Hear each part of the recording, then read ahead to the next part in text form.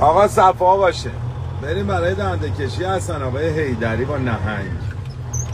حسن آقا خدا قوت. خیلی مخلصیم. خسته نباشین.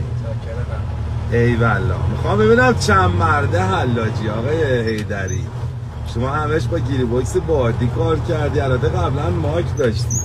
ولی چندین سال با گیری باکس بادی و اووردار کار کردی.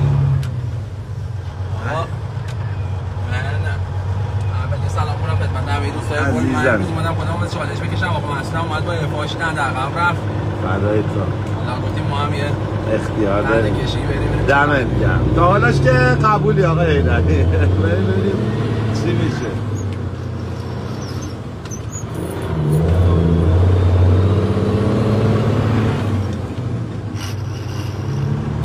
ای والله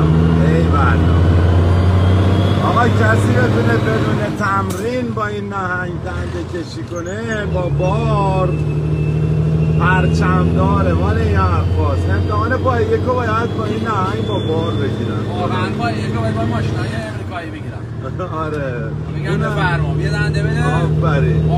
ما دنده اتوماتیک سوسول بازیه اینا نه اینجا برای ما قیافه میگیریم. گیری وایس ما دنده برعکس هم هست داده. اصلا آقا یه ریتارد هم تخت گازش کنه امکانه برای ما نمیکنه.